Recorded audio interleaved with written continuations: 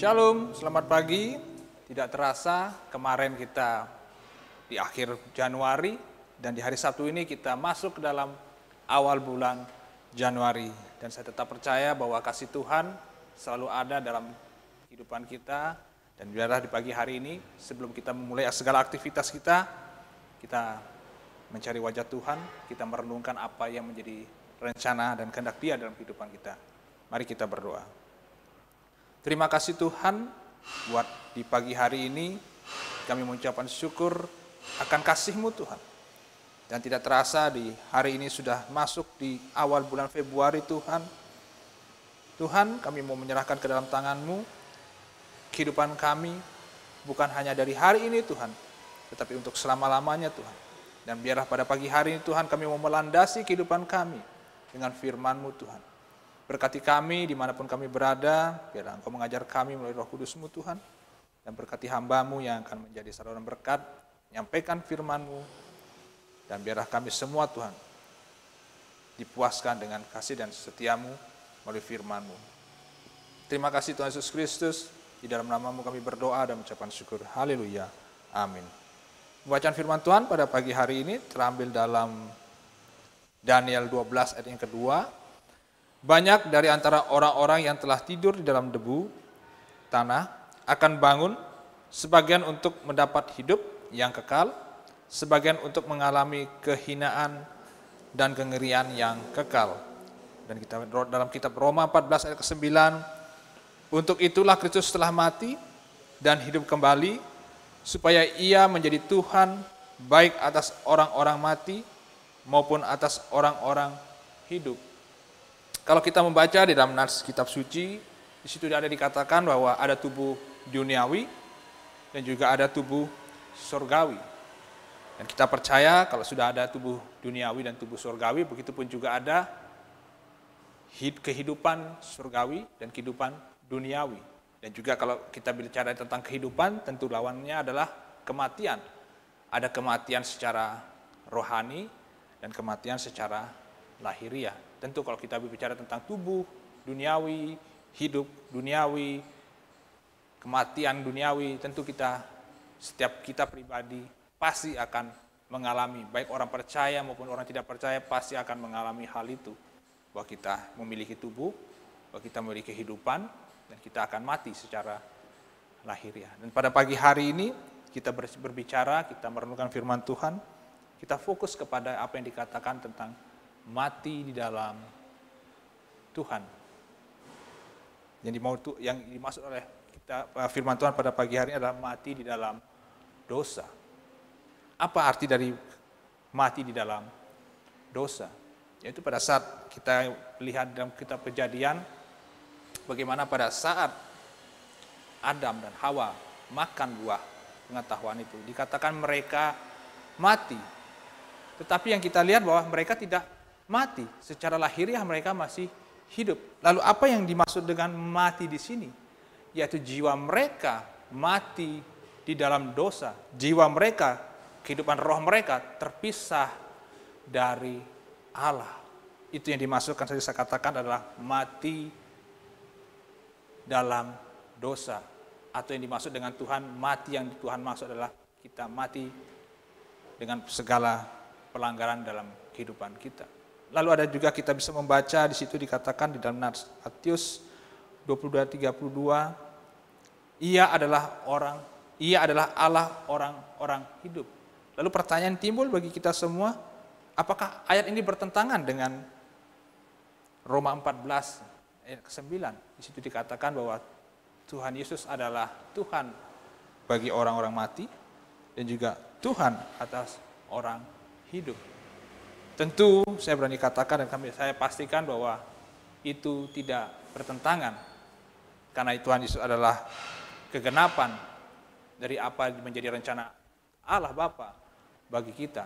Agar kita boleh kembali menjadi pribadi-pribadi yang bisa bersatu kembali kepada Allah Bapa. Kalau Bapak Ibu bisa membaca di dalam Yohanes 14 ayat 6, ini adalah ayat yang mungkin sering kita dengar dalam kehidupan kita. Dikatakan bahwa akulah jalan dan kebenaran dan hidup. Dan dikatakan di situ, tidak ada seorang pun yang dapat datang kepada Bapa kalau tidak melalui aku.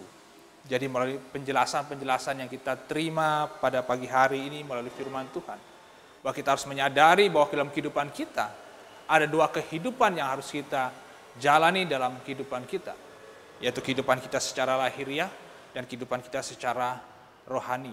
Yang jadi pertanyaan buat kita semua, apakah kehidupan rohani kita itu sudah hidup di dalam kehidupan kita? Yang menjadi pertanyaan, apakah kita terus di dalam kehidupan kita menjadi orang-orang yang terpisah dari Allah Bapa? Apakah kita orang-orang yang di dalam kehidupan ini menjadi orang-orang yang hidup dengan segala keinginan kita sendiri? Ini semua pertanyaan bisa Bapak Ibu jawab di dalam pribadi Bapak Ibu. Apakah Bapak Ibu seperti itu? Apakah Bapak Ibu seperti ini? Yang seperti saya tadi utarakan. Dan pesan pada pagi hari ini, yang Tuhan mau bahwa Dia adalah Allah. Baik bagi orang-orang yang mati, artinya bagi orang yang belum mengenal Dia, yang belum menerima keselamatan, Dia datang untuk mereka. Dan Dia juga menjadi Allah bagi orang-orang yang hidup, artinya orang-orang yang sudah mengenal, bagi orang-orang yang sudah menerima, mengakui bahwa Yesus Kristus adalah Tuhan Allah yang menjadi juru selamat pribadi dalam kehidupan mereka. Ini pesan-pesan yang boleh Tuhan sampaikan pada pagi hari ini, sehingga kita bisa mengerti bahwa yang dikatakan di dalam Roma ayat 14, Dia menjadi Tuhan bagi orang-orang mati maupun bagi orang-orang hidup. Dan saya akan katakan dan pastikan bahwa tidak ada satupun dari kita mampu menolong hidup kita lepas dari segala dosa, lepas dari segala kelemahan-kelemahan yang kita miliki, kalau kita tidak mencari, kalau kita tidak berserah datang kepada Tuhan. Karena hanya Tuhan Yesus Kristuslah jawaban dari segala pergumulan, dari segala dosa-dosa yang kita miliki. Dan keselamatan itu bukan diterima nanti setelah kita mati, tetapi hari ini keselamatan itu dinyatakan. Hari ini keselamatan itu ada hanya di dalam Tuhan Yesus Kristus. Dan kiranya oleh firman Tuhan pesan ini boleh kita terima dan kita mengamini dan kita melakukannya di dalam kehidupan kita. Kita responi firman Tuhan dengan kita mengangkat satu pujian dari PBR 281, Tuhan menetapkan langkah-langkah orang percaya.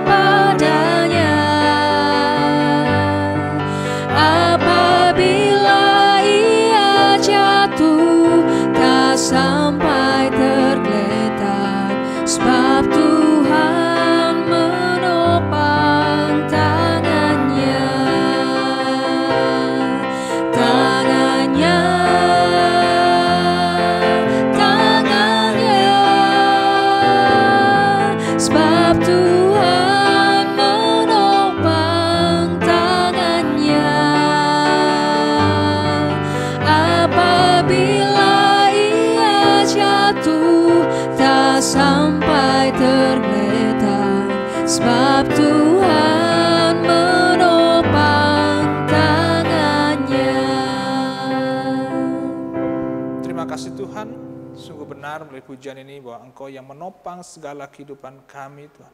Engkau adalah penolong dalam kehidupan kami, Tuhan. Kami mengakui dengan hati dan mulut kami, Tuhan, bahwa kami tidak dapat berbuat apa-apa di luar Engkau. Tuhan, kami menyerahkan kehidupan kami di hari ini, Tuhan, di bulan Februari ini, Tuhan, di mana kami akan terus melangkah, Tuhan. Biarlah hikmat-Mu, Tuhan, dan Roh Kudus-Mu, Tuhan, menolong dan memampukan kami untuk menjalani kehidupan kami hari lepas hari. Tuhan, segala pergumulan-pergumulan yang ada, Tuhan, kami percaya Tuhan Yesus Kristus bahwa selalu memberi kekuatan, memberi solusi, memberi jalan keluar, Tuhan, untuk kami menghadapi, Tuhan, untuk kami menyelesaikan masalah-masalah itu, Tuhan.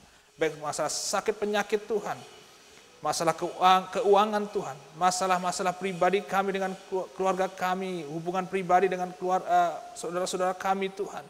Kami percaya Tuhan Yesus Kristus, Engkau akan memulihkannya Tuhan. Engkau akan menolongnya Tuhan. Sehingga kami percaya Tuhan, bahwa kasih Tuhan boleh dinyatakan dalam kehidupan kami, pribadi lepas pribadi.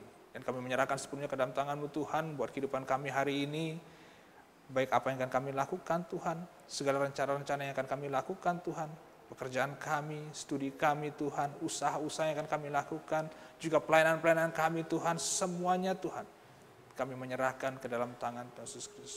Tolong kami Tuhan, pimpin kami Tuhan, sertai kami Tuhan. Terima kasih untuk segala sesuatunya. Di dalam nama-Mu kami berdoa dan mengucapkan syukur. Tuhan kami Yesus Kristus. Amin. Shalom, Tuhan Yesus memberkati.